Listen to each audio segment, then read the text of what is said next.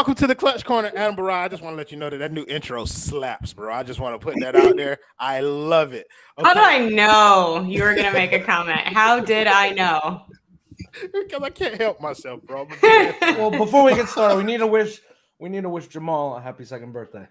Don't let everybody know that you're racist in public, okay? So my son's birthday was yesterday. My son Lexington turned happy 2 birthday! Yesterday. I didn't know your son was a Virgo.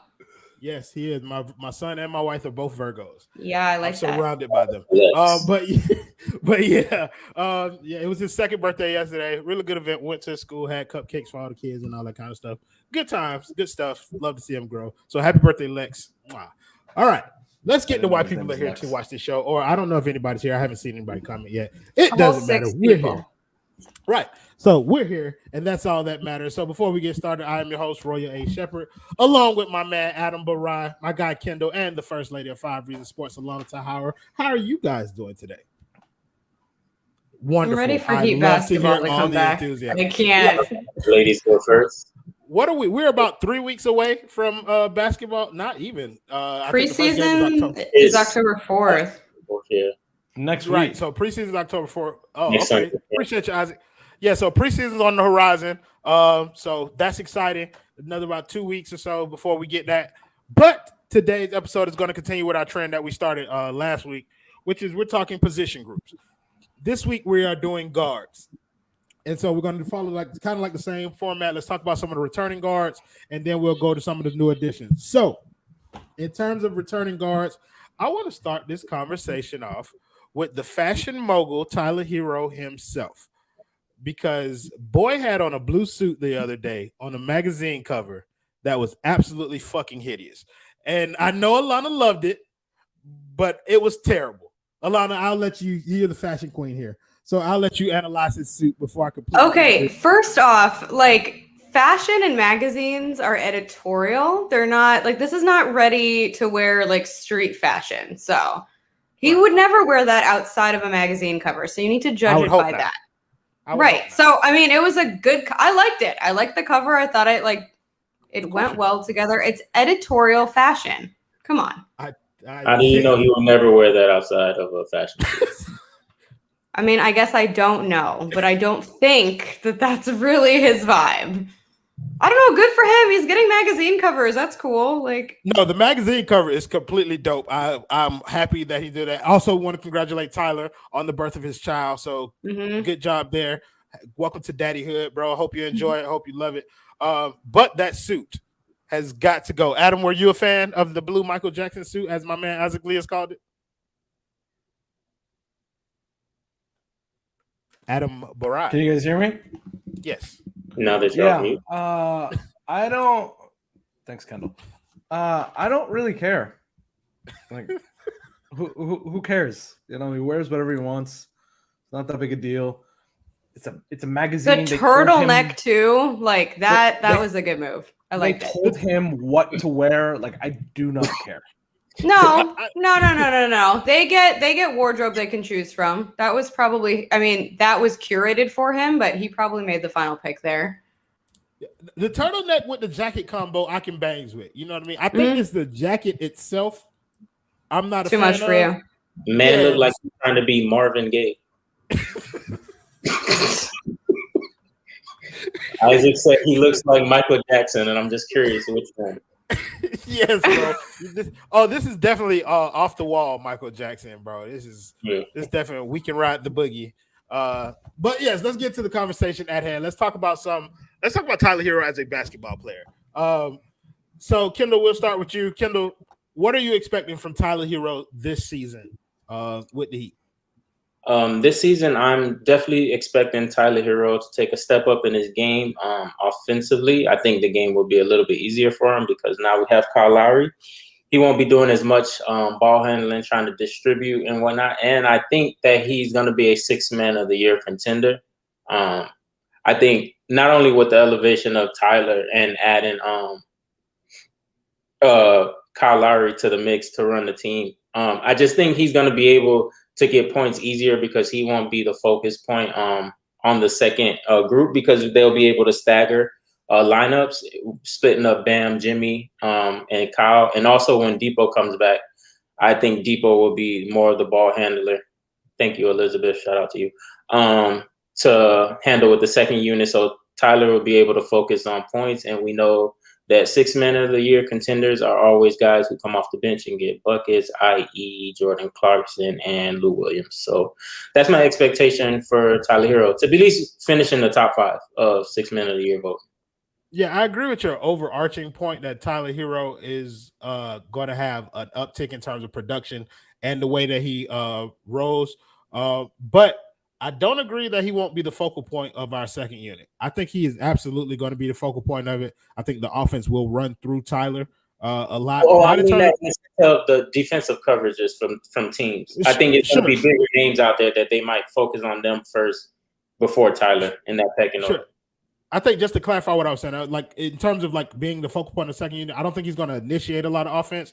To your earlier point that there's going to always be somebody on the floor with him to kind of man that role. But I do believe that he's going to be the primary scorer off of that bench unit where they're looking to try and find different ways to get him the ball so that he could do his thing. Also, I think it was interesting that you talked about Tyler as a potential 6 man of the year candidate, and the 5 Reasons Sports Twitter account put out a poll that are coming up with some pretty interesting results, like what's more likely to happen in this season. Tyler as a 6 man of the year candidate, Bam defensive player of the year, Jimmy top 5 MVP, and I forgot what the 4th option was. Anybody remember what it was? What did you say? Spo, coach of the year? Coach of the year, yeah. Spo coach of the year. I went with Tyler being 6 man of the year. I believe that's the most likely scenario of that group. Spo just seems like he's never going to win coach of the year. But Adam, where are you on Tyler Hero? I know you expect his production to take an uptick too, but how do you see that happening? Like, what parts of his game do you see him improving on this year to help that? I'll be honest with you. If he hits one more 3 a game than he did last season, golden. I don't care about anything else. I really don't. Just hit one more 15 to 18 points. Right. Like just do that. Right. And you're fine. I trust the team defense around him. There won't be a time where I don't think they're going to have a backcourt at any point this season where both defenders are negatives, right? It's either Tyler or Duncan, right? Because they're going to be rotating starter and bench minutes. So I don't think we're going to see Tyler and Duncan on the court together at the same time. But not only that, but I mean, if you have Tyler with Kyle Lowry on the court at the same time, I think that's going to be tremendous for Tyler. I don't think he's going to be most improved or 6-man candidate of the year. I don't think that, because 6-man candidates are really for the teams that they're very sound offensively and defensively. And the thing that the Heat, so I'm thinking in terms of Jordan Clarkson, he's their second scorer for the Jazz. Tyler Hero will not be the second scorer for the Heat this year. It's always going to be the second scorer, the third scorer for that team that ends up winning 6-man of the year. It's not going to be Tyler. And for somebody that said most improved, I don't think Tyler's going to be that either, because most improved is really for guys that go from, let's say, 12 points a game to 21. That's not going to be Tyler. So I think he's going to be just a capable player that comes off the bench and does what he's supposed to, averages 18 points a game, and that's all you need from him. For sure. So, Allana, I'm going to throw this question to you because I think Ben X makes a really good point. He says, how do we go from trading Tyler for draft picks to predicting him as a 6-man of the year? And for me personally, I think it's much more about the team that's surrounding Tyler. I know you've been pretty consistent on Tyler the entire time, like he just needed time to grow. But for me personally, I think a lot of people in this network are a lot higher on Tyler because there's going to be so much more around him to help him, do what he was drafted to do. Where are you in lines with that? How did we get here? I mean, I'm not there. So I just want to put it out there. Like, I think he's going to improve, and I think that he's going to have a much better season, but I don't see him making this gigantic leap. To me, it's more that people, I feel like, are still comparing bubble run Tyler to then what happened last season, and now all of a sudden they want bubble run Tyler back. Like, I'm not there. I do think, to your point, the guys around him will make him better. The role that he's going to be in it's going to help him play to his strengths way more offensively and defensively. But I still think it's going to take time for him to improve. I think his health, first and foremost, is really going to make or break this year for him, because I keep saying this. I don't think people understood really. I don't think any of us really knew how bad the injury was and how hard it was for him to get back to that. I think he had a mental block with kind of around the trade deadline. So I think he's going to have an improved season, but I don't think he's going to be anywhere close to sixth man of the year. Maybe the year after I see him in that role. But to me, last year basically doesn't count. Like, it's as if he wasn't there. And for me, he's kind of starting almost from scratch. So like, the guys around him will make him better, and the role he'll be in will be beneficial, but I'm not expecting, I think, as much as suddenly everyone else is. Yeah, I think with me, just for Tyler in general, I don't think it's so much as I think statistically he's going to have this huge jump. I just think, like, last year he was the target for most of my criticism, primarily because they had him doing too damn much. Like, they had him doing things that he wasn't equipped to do, and this year he's not going to be equipped to do that. So I just think he's going to have a much more efficient game.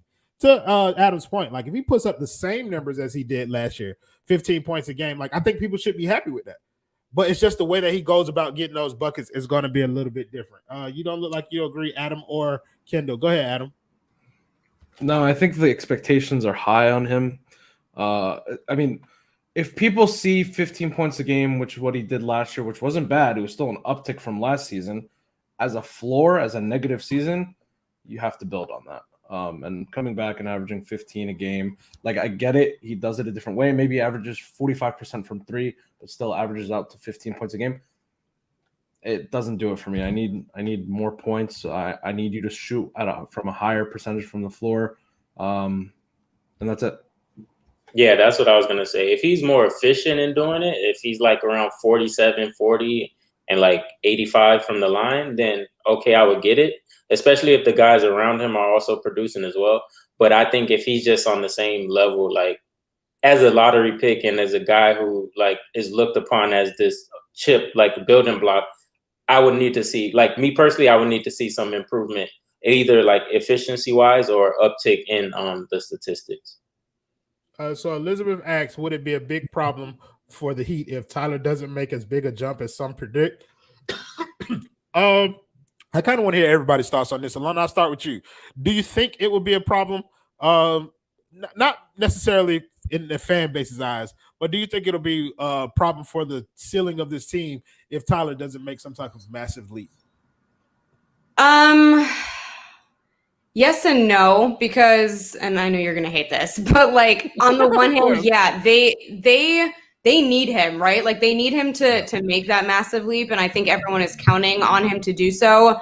The thing is, if he doesn't, I think that he's just going to be traded. So I don't really think – I think regardless of what happens with Tyler this season, the Heat will find a way to use it to their advantage. But what I think is funny is that you had to clarify, like, not for the fan base, because my first answer was going to be – the fans are going to have a problem with it. I don't know if it's going to be as big of a problem for the team. But again, the expectations on him are so weird. And I think to Ben's comment, like, it is strange, right? That we're going from give everything up for Tyler. And now it's like, no, he's our sixth man. Like, come on. Like, what, can we just be realistic with him? I don't understand what weird cycle we've got in with him in particular, that he needs to be, like, exactly the guy people want in that moment. I just don't get it. I think because that finals run, he was so vital to what we were trying to do in terms of getting to the finals. And I think people just expected him to kind of build on that as opposed to what we saw last year, where it wasn't a regression, but it felt like a regression because of the added responsibility that they gave to him. But I mean, just to clarify, I didn't hate that, by the way. I didn't hate that. I thought I would. We're working on it. We're finding a happy medium. We're getting better. And I think it was the way that I posed the question that made me not hate it. Kendal, I'm going to throw the question to you next, bro. Will it be a big problem for Miami if Tyler Hero doesn't make this massive leap? I think it would be a problem if some progress doesn't come in the playoffs. I think, like, you can't come. I know last year people want to say it's a COVID season and whatnot, but you can't have 2 straight years struggling in the playoffs. Like, I think if his floor is 15 in the season and he's on that same, like, level of what he was last year, and he doesn't add anything extra even in the playoffs, I think it would be a problem for the Heat. Even though I do agree with Allana to the point where she says that they're just going to trade him anyways. I do see that. I see that outcome happening regardless. Like a trade is going to happen with him, but I do think it will be even a bigger problem if he doesn't show like consistency in the playoffs and he has that struggle to score for us, because that's what we're going to need, especially if you add these pieces around on the team and around him to make the game easier for him. And if he doesn't take at least a medium step and in the playoffs when it comes, then it definitely would be a problem. All right, so Adam, I'm going to post this question to you, and then after that, you host for a little bit because I want to send something on Twitter. So you asked, would it be a problem for the Heat and the ceiling of Elizabeth asked that. Right, but so for the team itself, it's a problem. But I could say that about any player that the Heat have. If Victor Oladipo doesn't play as we as fans expect him to, or hope that he will, it's a problem for the ceiling of the team.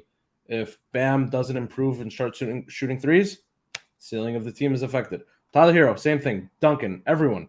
If Tyler doesn't make that jump, they're not going to make the Eastern Conference Finals. It's very simple. If he comes back and he plays the same way that he did this year, they're not making the Eastern Conference. They don't have room to just mess around and have players not improve. Every single player has to improve for them to have a shot to compete with Milwaukee, Brooklyn, even maybe Philly. They have to improve, every single one. And now my question that I have that I want to pose to you guys is, do you measure this Heat team with the bubble run team or the team of last season that got bounced in the first round, or neither? Because you have Kyle Lowry and it's you have to have a new face, a new perspective on it. Which one do you look to as the real measure of this team? Royal. Shit, I was hoping you went to somebody else first. It's a good question. I think, yeah, it is, bro, and it's a hard one. That's why I was going to try and steal some of everybody's thunder. This is not a hard question. It's not a hard question. We know your not answer. a hard question. No, right, it's we know your neither. answer. That's that. I mean, I'm sorry. This isn't hard. It's neither. This is a completely new that's team. The bubble run wasn't real. The asterisk season wasn't real. The end. This is a no-brainer. I don't think, sorry. I think for that last point that you made, that's why my reason is I'm comparing this team to last year's team, because last year was more normalized than that bubble run. The bubble run was the anomaly. So, but you have to judge every team every year based off of how they did the previous year. The transactions did add to what this team is, and we're a different look now. But I'm still comparing, we still have the same kind of core that we had last year. Is there growth from that core? Are the new guys able to be integrated into that core? And how do the new pieces that we added this year build on the embarrassment of the first round of last year? I think the expectations should be raised for this team, not Eastern Conference Finals as of yet, until we see them play. But for right now, I'm expecting at least the second round. Okay, so before I go to everybody else, when the Heat finished their bubble run in the finals, what were the expectations for the following season? Back to the Eastern Conference Finals. Eastern Conference Finals or the finals? Eastern Conference Finals. Okay. I think because Brooklyn had just been formed, they were getting KD back, that kind of took them out the race, and I figured that the Milwaukee Bucks would have something to say about it, and Philadelphia. So I think going the team that the Heat basically just swept. Yeah, but I don't think but when they added Drew Holiday, kind of expectations shifted. Just kind of like with us adding Kyle Lowry. When you add Drew Holiday to that roster, it's okay, they're tough. They're tougher out now. So the general consensus, not amongst Heat fans, but the general consensus was that Brooklyn would be there, and maybe Milwaukee was having a fluke in the bubble like everybody else, and they would be there. So, So I think Eastern Conference Finals was a realistic expectation for us last year at the beginning of the season. You guys agree with that? Are we talking about what people in general thought, or what we right after what you guys thought? Right after the bubble. I mean, people in general, I think, thought finals again. I thought that was crazy. The bubble was not real life. Anyone who took anything that happened in the bubble, not just with the Heat, but with any team as a status quo for next year, a launch point, made no sense to me. So you're calling it a fluke? No, I'm calling it a bubble run, and then I'm calling last season an asterisk year. It is what it is. I don't think it's fluky. I just think everyone was in a different environment. I don't understand kind of taking what we did in the bubble and translating onto what we should have done this year. To me, that made no sense, but I know that's what most people were expecting. I think I feel that maybe more about from the bubble to last season than I do from last season to this season. Where I shouldn't have took anything from the bubble. The only thing I really took from the bubble was that Jimmy Butler was capable of raising his game to a level that could potentially drag his teammates along with him to different heights. That's what I took from the bubble because I had never seen that from Jimmy Butler. Aside, in terms of how the team was constructed and what they could accomplish together, I did not take that from the bubble to the next season. But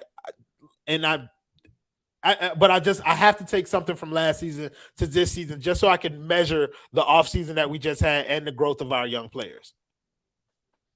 Yeah, I mean, I wouldn't judge them based off the bubble just because last season I thought last season we were a second-round team, especially once Brooklyn got James Harden. I expected them to finish top 4 and at least push that second series to at least 6-7 games. And then them lose. I didn't think there was enough talent on the team to make another Eastern Conference Finals even last year. So I would judge them based off of for this season. I would judge them based off of last year, and now I'm expecting them to be a top 3 seed, just because we have the way our team is built with dogs and guys who are going to just play hard every night. That can get you wins in the regular season in the NBA. So I'm expecting them to be a top 3 to 4 seed.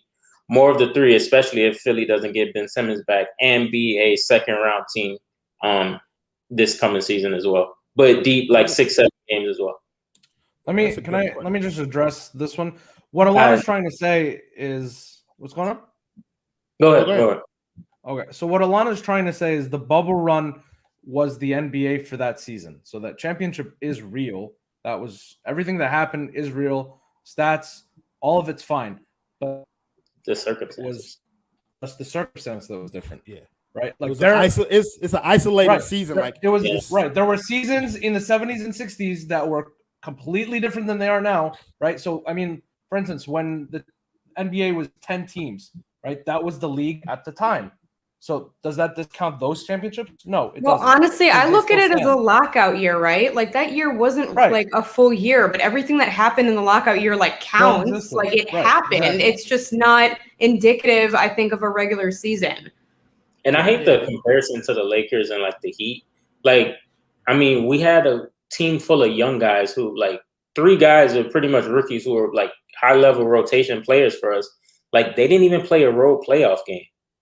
So it's and to compare that to the Lakers or a team full of veterans, it's just it's not a real comparison that I think that should even be made. Yeah, and so Ben's comment said, but if the bubble run was a fluke, we're not saying that it was a fluke. That bubble season was not a fluke. It was just an anomaly. And I think if you cannot realize that a global pandemic has an effect, don't worry, Zachary, my boy, I got you. But we're talking basketball now, though. But if people can't realize that a global pandemic can affect the circumstances of an NBA season, then there's nothing more that we can say to you to help you understand that. It's not a fluke. It happened.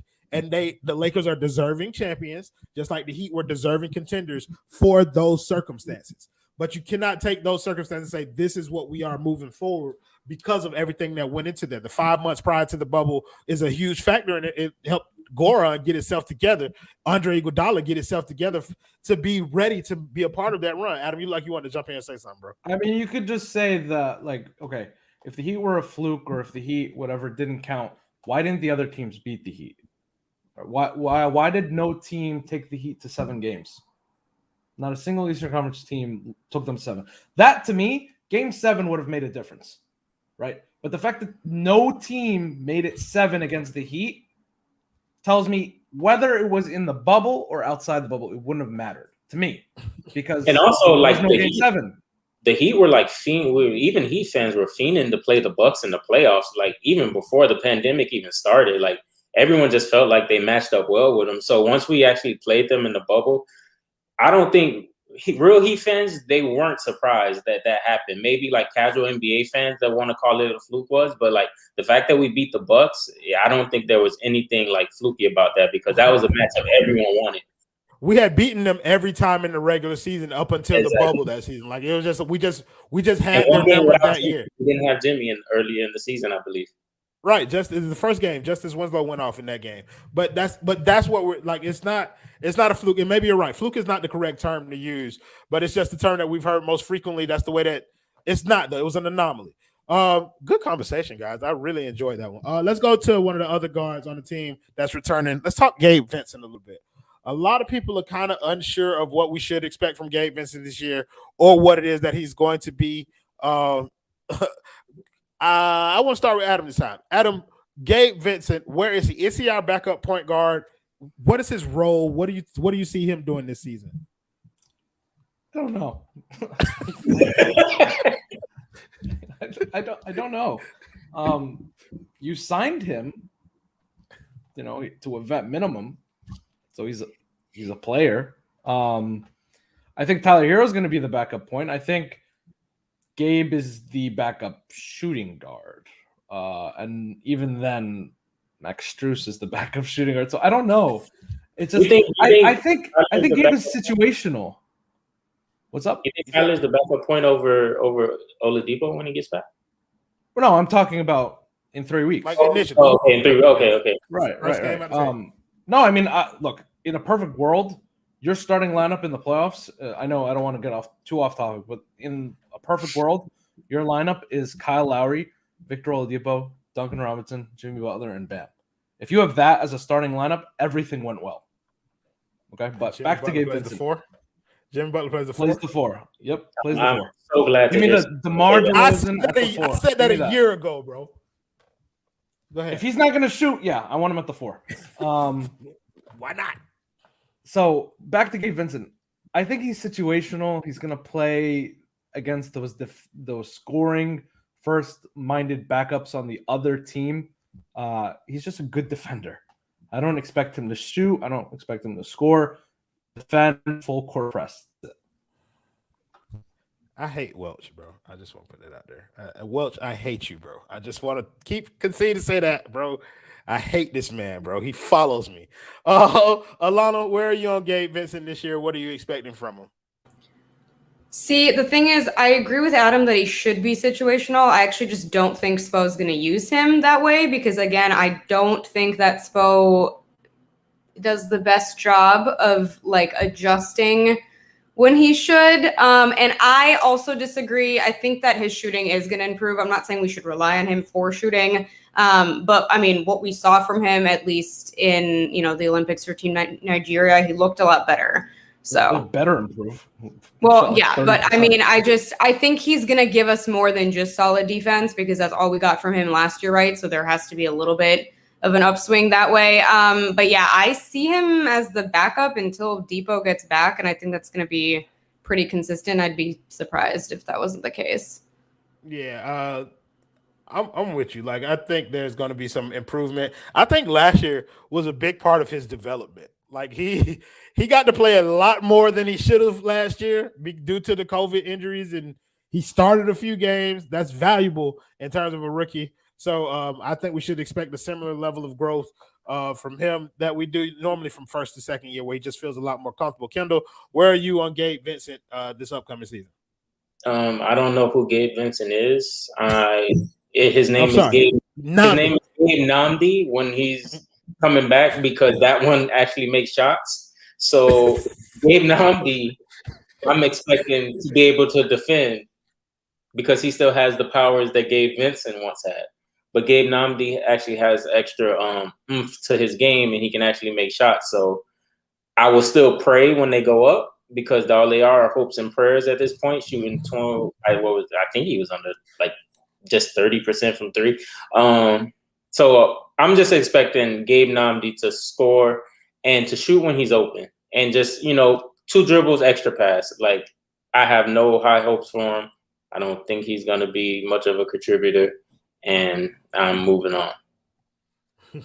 Fair enough. All right, let's talk about the last guy that's going to be coming back to this roster. We kind of alluded to him a little bit, and that's Victor Oladipo. We're seeing a lot of reports about when he's coming back. I don't want to get too much into the injury or when he's coming back. Let's just talk about when he gets back. The moment he puts on a uniform, what are we expecting him to be able to produce? And we'll go to opposite order this time. So, Kendall, you can start. When he gets back, this one is the one that I have like absolutely no clue. Just because the amount of injuries that he's sustained at this point. For me personally, I'm setting my bar very low because I just feel like every era of NBA, there's a talent that he's a good talent, but the injuries just catch up to him. And I think Victor Oladipo is one of those players. In a perfect world, like I would hope to see him do exactly what he did before he got hurt. I think that would be good for the team. Just with better shooting numbers, his shot wasn't good, but his playmaking ability, his 2-man game with Bam was looking pretty decent at that point. So that's what I'm expecting from Oladipo. But from the offensive perspective, but defensively, I think he'll be able to move his feet still. I know the quad is messed up. If the quad stays together, I definitely expect him to be able to defend at the point of attack, like and wings on the defensive end. So that's where I'm at with Oladipo. Everything that you said sounded like music to Allana's ears, so I'm just going to go ahead and let her say I agree with everything Kendal said. Go ahead, Allana. Yeah, but also all I want is for us to slowly bring him back. Like that is all I'm asking for, just like limited minutes in a comfortable role. Like I understand the excitement and it does seem like things are going better than we thought they would go. So I'm not saying that I have no confidence. I just I'm going to be cautious with this one. And I know Michael is sitting there over the phone about every he is the biggest question mark for me too, though. Shout out to my man Michael Christian, the biggest Oladipo fan in the network. Every time we talk about him, I will give Michael credit. He's been on this bandwagon. Does anyone know where this came from, though? Like Michael literally woke up one morning and just decided to be a Depot fan. He bought the R&B albums. It was before we got Depot. I know that. I know he was on his Depot. I think it was trade deadline day. Correct me if I'm wrong, but I think it was. No, he was before right, but trade I'm saying deadline day, all of a sudden he just woke up and was like, "I need Depot." It's the music that Depot does. You know what? It might be music actually for Michael. Yeah. Michael's big on that. He goes to school with that Depot music playing in his ears. The things that Michael plays me when we record, that might be, you might be right there. The Oladipo's performance on The Masked Singer was the highlight of Michael Christian's life. Okay, he wanted Thingamajig to win so bad. Adam Oladipo, my brother, where are you on him? I think Vic is back in uniform on New Year's, and I think that's a pretty good target date to have. And if Vic, I honestly, I don't see why Vic can't come back to not what he was, but at least 75% of what he was. I don't see why not. Because he never initially healed from that first injury, and it was never done correctly. The surgery was done incorrectly 2 years ago, never got it fixed, and now he's finally coming back with a healthy knee, a healthy leg, with no issues, no problems. He can finally work out correctly, get into a system, get into Heat shape, right? And then perform. He's already been with the Heat for 5-6 months now. And if he can come back at 75% of what he was, it's finals bound. I honestly believe that. I don't think anyone's debating, though, if he can. It's a matter of, will he stay healthy? Because unfortunately... I think he will. No. I think when you have Kyle, Jimmy, and Bam, and then you have guys like Tyler, Duncan coming off whatever, you can load manage that very easily. If you can't, that's on Spo.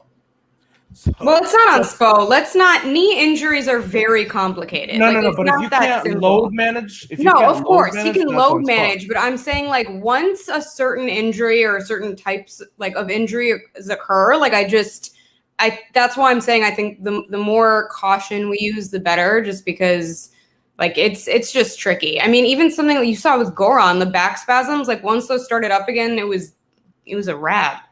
I think knees are different than back because backs are lingering. In terms of knees, if Derrick Rose can come back from what happened to his knee, then I believe there's hope for anybody. In terms of Oladipo, my expectation, I know people set the bar really high for if he comes back, like Adam talking about finals bound or whatever, and some people have it really low, just be serviceable. My expectation is that you come back and that you're better than Gabe Vincent at basketball.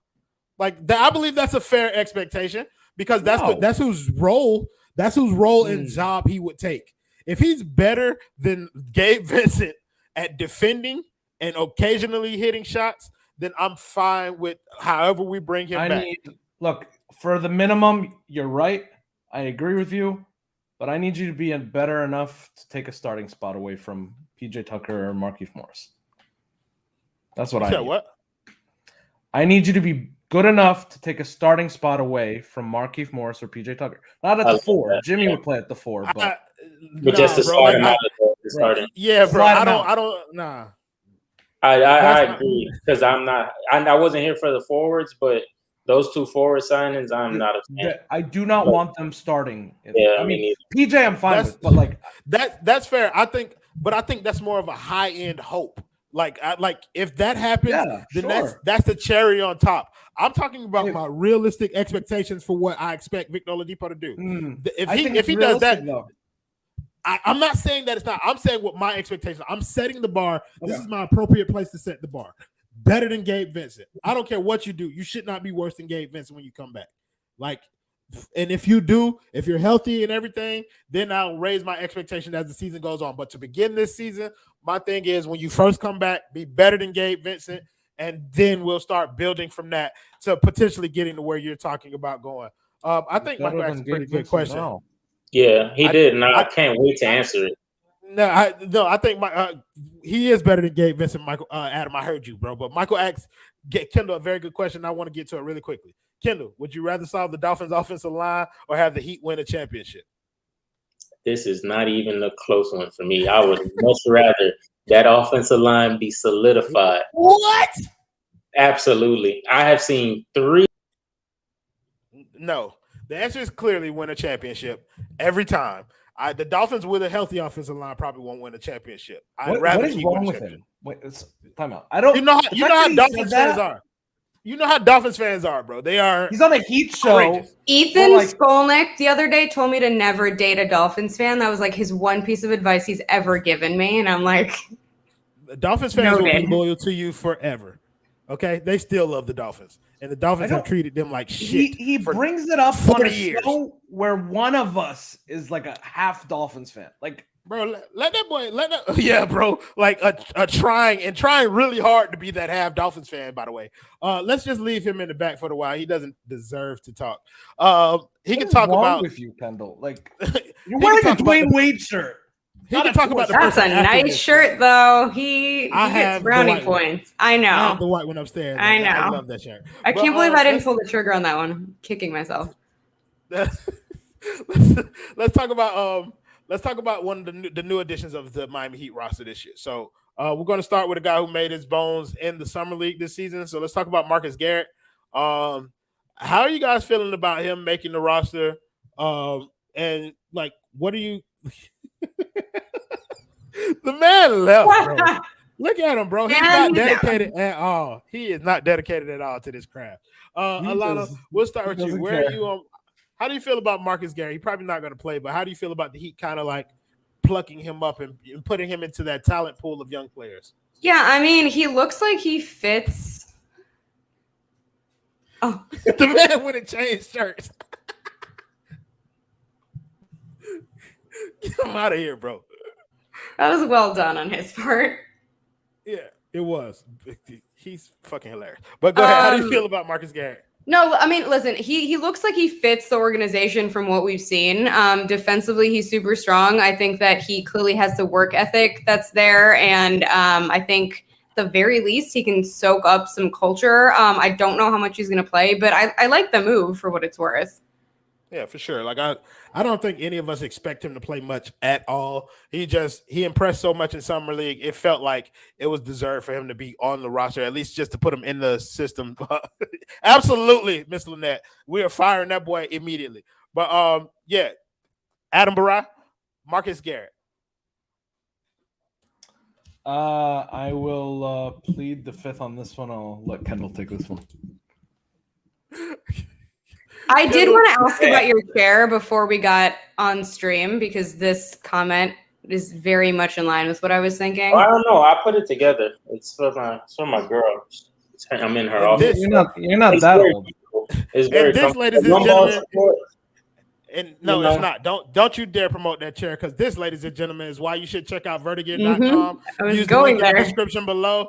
Make sure that these are very comfortable chairs, easy to build, much better than whatever it is that Kendal is sitting in. Make sure you use our link in the description. Go get you a vertigear chair, man, so that we can help purchase Kendal a chair. But only after we get Gad and Ariel chairs and Brian a chair, even though Brian has a nice chair, but not as nice as this vertigear. So check out vertigear.com. We paid one bill. We'll get to the rest later. Marcus Garrett, Kendal, how are you feeling about the Heat adding him? Not necessarily that he's going to play this year, but just the fact that we've added another project into the long list of people that we've been able to develop so far. He has one skill that's like just very, very well, and it fits the Heat, and that's being a defensive player. Someone here said, Aaron Anders said, develop into being a Pat Bev type player in the future. That's something, in the best case scenario, that is what I can see him like possibly being. Like that would be the perfect storm. But besides from that, I don't really know too much about him. But hopefully the G League does him some good. He can actually work on his offensive game and actually develop into a rotational, end of the bench rotational player, at least by the time we get to next year. Sure. I mean, I'm with that. He might be able to save us some money on the back end. He might be taking over just in case we lose Depot for just some of that defensive prowess. Kendal looks like a Dolphins player from Ballers. It's a great friggin' show, though. That's a great comment. That's a great comment, bro. By the way, just want to put that. Somebody asked Adam, "What's your thoughts on Marcus?" He didn't want to answer, but I'll ask him again because somebody commented. Adam, what are your thoughts on Marcus Garrett? Marcus is great as a guy in the G League. If Gabe Vincent gets injured, he'd be a great guy. If Kyle Lowry gets hurt, Marcus Garrett's probably going to end up starting somehow because that's just what Spo does. Marcus Garrett, I think he's a great player defensively. We just need him to have at least a few months in the G League. We're good with guard depth. I think we have, especially if Victor Oladipo comes back earlier than expected, Marcus Garrett should not see the floor. But if he does, that's because of load managing. There's an injury or two. So I think he's best served right now in the G League. I want to see him shoot threes at a higher clip. Defensively, he's an NBA player. It's just offensively, I need to see some improvement. So Dan the Film just asked about Caleb Martin joining the team. We talked about him last week on the show where we talked about forwards. Make sure you go check that out. I got Troy on there. So if you want to hear our thoughts on Caleb Martin, make sure you go back and check that one out. That's cool. My girl Tiffany Meeks in here. Shout out to the homie. She tells on not me, Mike. Yes, indeed. She hates Patrick Beverly. Let's talk about the prize acquisition. So great minds. Let's talk about the prized acquisition of the offseason for the Miami Heat in terms of guards, and that is Kyle Lowry. We all know that he's an upgrade over what we had at the position last year. How much? I said this last time. I can understand why people are saying this. Yeah, you could see you look like his uncle. With the weird family. His uncle. Yeah, bro. Uncle Adam Struess. So let's talk about the prize acquisition. Let's talk about Kyle Lowry. We know that he's going to make us better at the position. My question to you guys is how much better? How much higher is the Heat's floor because we have Kyle Lowry? And I'll start with Adam this time. Adam, how much higher do you think Kyle Lowry makes the floor of this Miami Heat team? They are a first-round exit without Kyle. The ceiling is Eastern Conference Finals with Kyle. It's that simple. Man, you are a man of so many words. Allana, what's the new floor with Kyle Lowry on this roster? Yeah, I don't think we're making the Eastern Conference Finals. But, I mean, we are going to be – no, I don't think that's the case still. Okay. Really? I mean, the Nets and the Bucks still exist. Last time I checked. They do. You just need to beat one of them, though. I don't know. I'm excited about him. I think he's going to obviously take the team to a lot higher of a ceiling. And I don't think it's just going to be for his own contributions. Like, I just think he's going to make guys on the team not only better at what they do, but more able to do what they do. Like, I think people are going to fit into their roles better with him there. But I still need to wait and see where we're at because I also think that chemistry is going to be something that we need to work on. So I think it's going to take time. I don't think it's going to be overnight. But by the time the playoffs come, we're obviously going to look a lot better. You said all that, and I still don't know your answer to the question, bro. I don't Yeah, think I you was answered in the it same that time. My answer is I disagree with Adam, which is all you need to know. She said no. That's in the the very correct answer. beginning. Yeah. Never mind, bro. Like if she disagreed with you, bro, that means she's right. So that's wonderful job, Allana. Kendal, where does Kyle Lowry take our floor?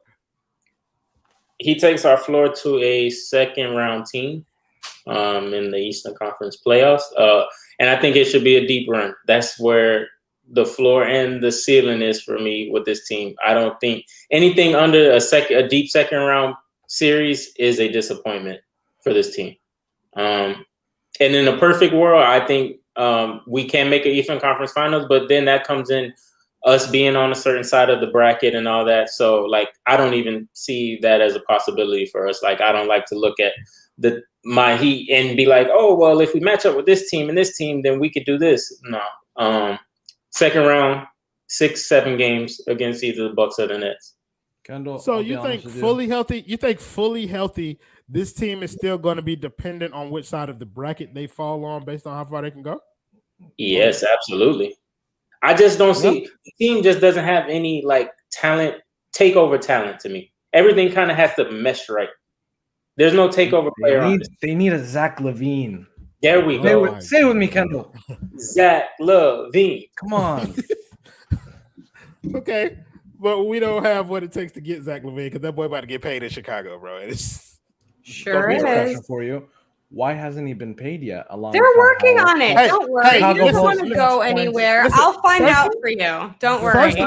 First of all, Adam Barai, the official Chicago Bulls reporter of Clutch Points, Allana Tahauer, is on this show. So we will defer all things Chicago Bulls to her. Congratulations, by the way, Allana. We haven't officially congratulated you on stream. But yeah, make sure you guys check her out when the season starts. She's gonna be writing articles. She already wrote an article about the Chicago Bulls, so make sure you check out her work there. But yeah, with Kyle Lowry, I do believe, like Kendal said, the floor should be second round. That should be kind of like where the baseline is for this team. Hero is our takeover player. My guy, you are on something stronger than that tree. But ceiling wise, I just believe if all things break right, then we should not be surprised if this team makes it to the Eastern Conference Finals. Because to Adam's point, we don't have to beat both the Bucks and the Brooklyn Nets. If we catch one of them in the second round and we win, then we just have to beat that one to get to the Eastern Conference Finals. I'm not going to predict finals. I don't predict that we're going to make it that far because I just see some kind of injury happening. I'm sorry to say it like that. I don't wish injury. I just don't see how a team with this many aging, experienced guys can make it through a full season healthy and be ready to compete when the playoffs come around. So I'm really big on Kyle Lowry. I think he's great. But I want to know kind of like what's the immediate area that Kyle Lowry helps us in, whether it be playmaking, defense, leadership, which we already have in spades. What area is most important to you that he immediately helps fix? Allana, we'll start with you. I would say playmaking. I think he's going to really help out Jimmy and Bam. I, again, think that he himself will contribute a ton, but I think more so than anything for me, it's what he can do for other people. Okay. Kendal? Yeah, Allana took the answer that I was going to say, but I'm going to still say it. Playmaking, because now we can put Jimmy and Bam in position to be scorers instead of having to make plays for others. That can be Kyle Lowry's role. Adam? Repeat the question. What area is most important to you that Kyle Lowry is going to immediately help us in? Defense, playmaking, leadership? Winning time. That's a good answer. Winning time. I like it. His shot making and playmaking in the clutch. He's steady. The most important thing with him is he's steady. I just need a guy that's that, and he's that. Right. We know what we're going to get from him at that position from night to night, and I think there is value in that. I think for me, the most valuable thing that he's going to bring is point of attack defense. I have bitched him on about that for a very long time because we haven't had it. We thought we had it in Avery Bradley. He couldn't stay on the court. We thought Kendrick Nunn was making strides in that direction until we saw him play in the playoffs. And then we knew Gore and Tyler didn't have those in them at all. Now we get a guy who has an established reputation as a defender and we're going to reap the benefits of that. That is going to translate into the wins. That is also a form of playmaking to me, being able to make plays on that side of the ball. So somebody said bus driving. That's funny. So I don't know why we started doing this with Kendal, but just to kind of wrap up shows, I guess I'm gonna let you. First of all, before we do this, did we miss any of the guards on the team? We hit Tyler, we hit Gabe, we hit Kyle, we hit Marcus Garrett. Goran.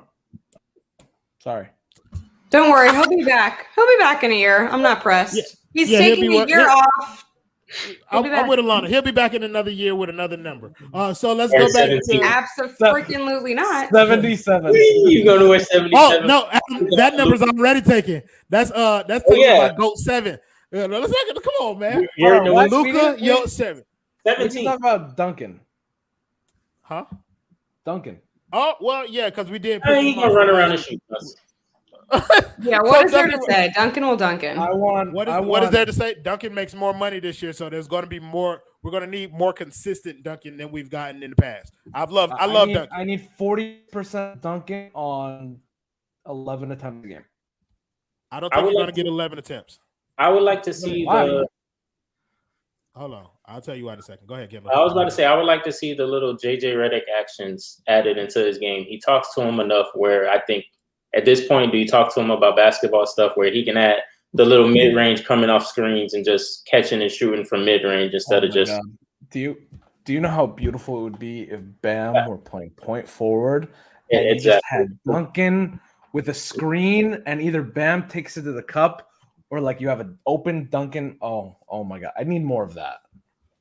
Listen, if you listen to Ariel Latia's Duncan never takes mid-range shots, so exactly. I know he doesn't. That's exactly what I'm saying. He needs to add it. He gets paid more, so add something to your game. Yeah. So what's up, JV Glass? So are the Heat getting a decent backup point guard? Maybe they might already have them, and you never know. You can't account for growth. Duncan Robinson, Allana. I mean, Duncan will Duncan. We already know, right? Like, there's nothing to say. Welcome back. Glad you got a bag. I don't know, right? I have nothing else to say.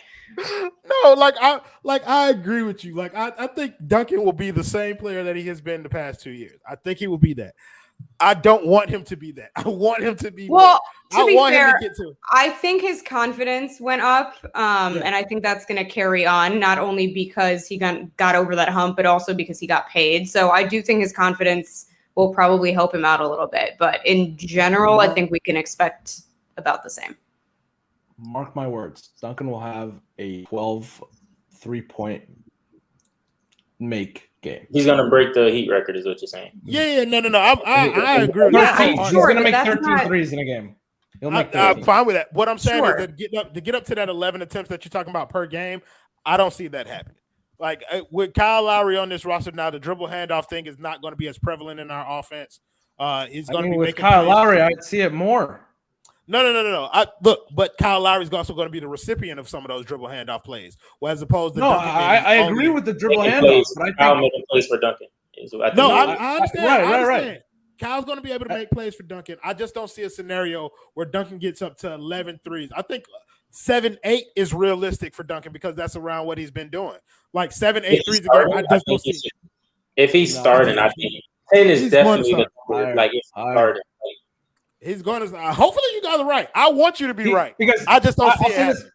He's not going to shoot. He's not going to shoot mid-range or layups or anything. Floaters, none of that. It's going to be strictly threes. And I expect a starter of Duncan's caliber to hit or take 11 threes a game. If not, it's just with Kyle, Bam, and Jimmy. I don't want Duncan taking mid-range shots or floaters or layups. I don't want it at all. I don't want him to improve on that. Just sit in your corner and hit your threes. Sure. I want him to do that too. I agree that might be optimal for the team in terms of Duncan's usage with the core players around him. What I'm saying is, I don't think that there's a realistic scenario where Duncan Robinson is shooting 11 3-pointers a game. I think 8 or 9, 7, 8, 9, somewhere in that range is what we're going to get, and we should be happy with that because I think he's going to hit them at a higher clip.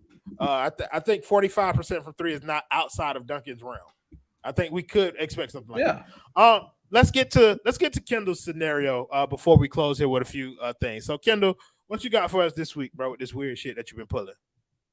Well, today, since I filled in for my guy Simba, he actually did my role and he sent me one. So Simba X. We didn't even coordinate this. Don't worry about it, bro. We make moves. Would you rather they can't be vetoed here, Kendall? Yeah. Would you rather cave dive at night with no light or be dropped in the middle of the Everglades alone without a cell phone at night as well? Wait, what was the first one? Yeah, the first one. Would you rather cave dive at night without any light, or would you rather be dropped in the middle of the Everglades without a cell phone? For one night? Both of them one night? Yeah, just both. And I guess this is Simba's. Easy. Oh, it's always easy with you. I'll answer the question first. I'd rather be put in the Everglades, bro. Because cave diving, there's a legitimate chance that I'm gonna die because there's no light. I was gonna say the same thing, but then I was like, if I'm dead, I don't care about anything, so maybe I'll go with that because I'm just gonna die. I can't swim. Yeah, see, but in the Everglades, it's not always deep water. Sometimes shallow water, you got to worry about the alligators in the Everglades. But see, the boy was raised in Florida, so I already know. All you got to do is run in zigzags, and then they won't get you, bro. The end, bro. Go ahead, Mr. Easy Button. Everglades. I am not going cave water diving in the middle of the night with no light. I'm not doing that. No shot. Fear will take over. A heart attack will happen. I'd rather be in the Everglades where I can see everything and like I can hear things around me. You know what it's like? Cave diving in the middle of the water at night with no sound, no light. Like, just you sound like it's from experience, sir. Absolutely. I can imagine. I can see the nightmares. Allana, have you made your final decision yet, though? I can't swim, so I feel like I'm dead either way. So I don't think I care. If you could swim. No. No, this is me. It has to be her? I'm going with the cave. I like dark places. Like I don't like light, so I'm going with the cave. So you still want to die, like? I mean, it's not that I want to die; it's that I'm probably going to. So it doesn't really matter. But I'd rather die in the darkness, like in like. She was raised in Chicago, Adam, so she don't know the zigzag rule, bro. Yeah, that's a lot of work to like try and avoid a probable death anyway. Let's just drop me in the dark. Kendall, we didn't get your answer. Oh, bro. I'm going with the Everglades because it's closer to my house. They